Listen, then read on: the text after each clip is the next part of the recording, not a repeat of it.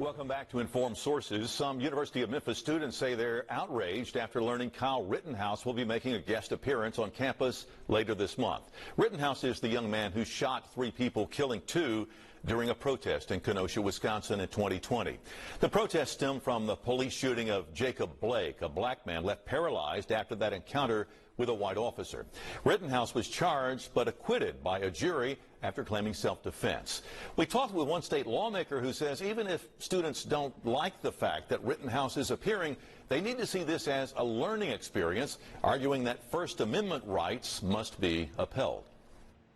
As we allow Rittenhouse here, other what would be deemed controversial speakers, maybe those that may be African American or others, should be allowed as well.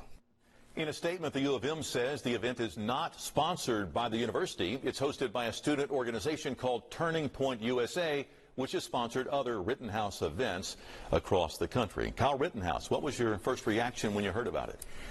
Well, he was acquitted by a jury of his peers, and as I understand the case, they did try to grab his rifle, and he fired in self-defense. To me, I think there are probably better advocates for the Second Amendment, but as it stands, this is a First Amendment question. This is this group saying that you have the right to bear arms, and in Kyle's case, that's, I think, obviously what they're going to push.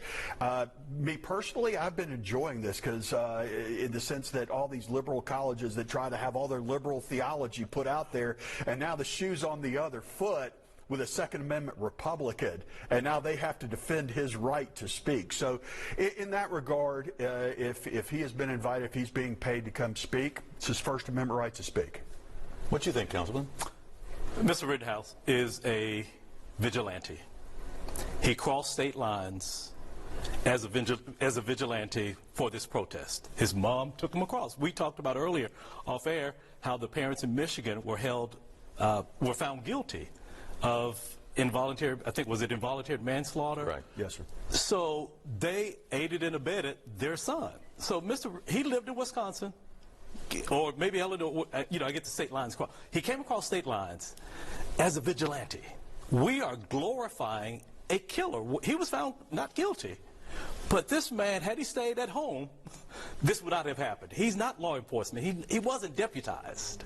So we're talking about an individual who took matters into his own hands. Had he stayed at home, we wouldn't be talking about this. There are greater advocates for the Second Amendment as well as the First Amendment than Kyle is. Freedom of speech is one thing, but he is coming into a city that is majority black, that's riddled with gun violence. Is that wise or even respectful, do you think?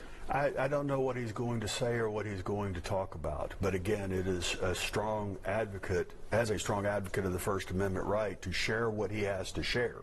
Again, the situation behind his case being what it is, if he wants to come in, it's no different than any of these other groups that come in and spew hatred or spew their version of reality. It's his right to do so and to get paid to do it if he's being paid. Many people say they're angry. Some even say they're outraged at this. Is that maybe an overreaction to free speech? Or is that the reaction to free speech? Well, first of all, it's the First Amendment right for them to react in whatever way that an individual sees fit. But I still go back to this is a vigilante, and there are better spokespeople for the Second Amendment than he would be. There's been a lot of talk about cancel culture. Is this part of that? No, I think it is. Every time I hear that cancel culture, my response is these are consequences.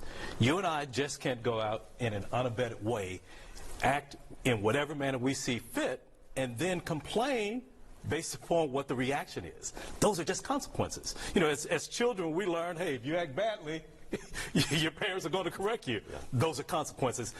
My mom and dad weren't canceling me.